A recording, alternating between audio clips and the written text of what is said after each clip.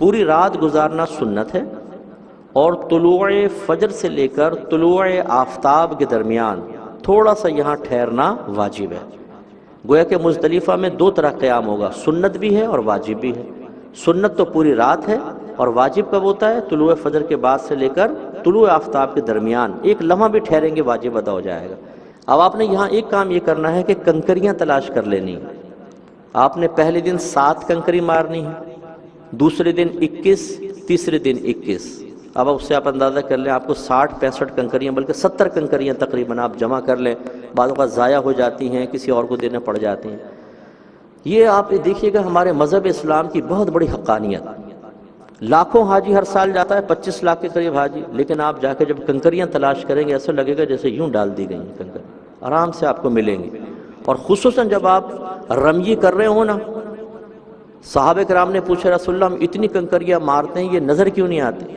سرکار نے ارشاد فرمایا کہ جو کنکری مقبول ہوتی ہے اللہ کی طرف سے اٹھا لی جاتی ہے، کیونکہ اگر اٹھائی نہ جاتی تو تم یہاں کنکریوں کے پہاڑ دیکھتے۔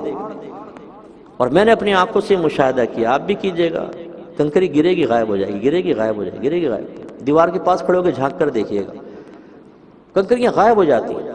یہ اللہ تعالیٰ کا ایک بڑا کمال ہے جو اس نے اس صدی میں بھی، اس دور میں بھی قائم رکھا ہے۔ اس سے مذہب اسلام کی حقانیت بھی ظاہر ہوتی ہے۔ تو بہرحال یہ آپ نے کنکریاں جمع کر لیں۔ یہ بات یاد رکھیے گا کہ ویسے تو طلوع فجر کے بعد کا وقوف واجب ہے، لیکن اگر کوئی کمزور ہے، بیمار ہیں، بچے ہیں، بوڑھے ہیں، ایسی خواتین ہیں جن کو یہ امید ہے کہ فجر کے بعد نکلیں گے تو بہت رش ہو جائے گا اور ہمیں دقت ہوگی، وہ طلوع فجر سے پہلے بھی جا سکتے ہیں۔ حضرت سودا بنت زمعہ رضی اللہ تعالی عنہ ام المومنین ہیں، نبی کریم نے آپ کو پہلے جانے کی اجازت مرحمت فرمائی۔ اسی طریقے سے سیدہ عائشہ فرماتی ہیں کہ سرکار نے کمزوروں کو پہلے جانے کی اجازت دے دی، ان کے لیے گویا کہ وجوب ساقط ہے، کوئی دم وغیرہ بھی لازم نہیں ہوگا۔ تو ویل چیئر والے پہلے چلے جائیں تو زیادہ بیسٹ ہے۔ اب آپ نے اگر یہیں پر ہیں، طلوع فجر ہوئی، اول وقت میں فجر پڑھ لیں فوراً جلدی سے، اور اب آپ مینا کے لیے روانہ ہو جائیں۔ اچھا اب آپ کو بس نہیں ملے گی کیونکہ یہاں بس ہو ہی نہیں سکتی، اتنا رش، تو آپ کو پیدل ہی چلنا ہوگا۔ پہلے دن کی جو رمی ہے اس میں صرف بڑے شیطان کو کنکری مارنی، جمرۃ العقبہ کہلاتا ہے۔ اور یہ دراصل ابراہیم علیہ السلام جب ذبح فرمانے لگے تو شیطان نے آ کے مداخلت بیجا کا ارتکاب کرنا چاہا، تو آپ نے کنکری ماری تھی اس کو، تو وہ ہم سنت پوری کرتے ہیں۔ تو اس لیے یوں نہیں کہ آپ ڈھونڈیں کہ شیطان کہاں ہے، ایک ستون سا ہے بس، اس کو تو چوڑی دیوار بنا دی ہے بہت بڑی، تو اس کو بس آپ نے مارنا ہے، اس کے آگے باؤنڈری وال ہے، اندر گر جائے کنکری تو آپ کی کنکری ویلڈ ہے۔ پہلے دن کنکری مارنے کا وقت ویسے طلوع فجر کے بعد شروع ہو جاتا ہے، لیکن سنت ہے طلوع آفتاب کے بعد مارنا۔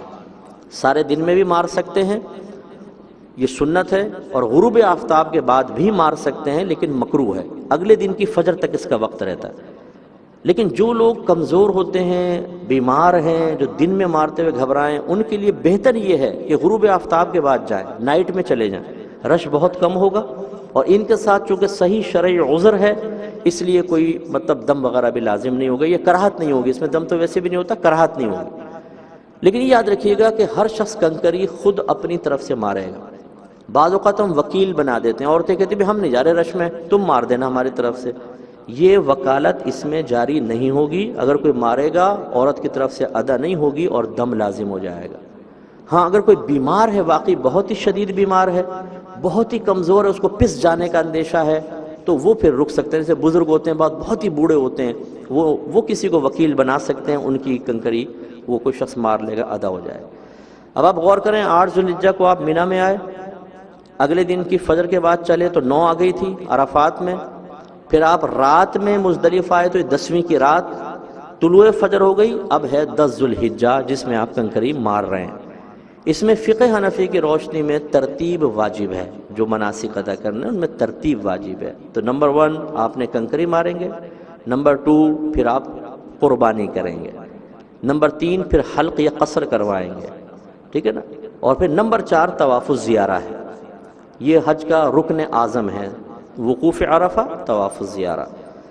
تو جو ابھی چونکہ ہم حج تمتع کا ذکر کر رہے ہیں تو یہ ترتیب واجب ہے، یاد رکھیے کہ پہلے آپ کنکری ماریں گے، پھر آپ کی قربانی ہو جائے، پھر اس کے بعد آپ حلق کروائیں گے، اور پھر میدان طواف الزیارہ کے لیے جائیں گے۔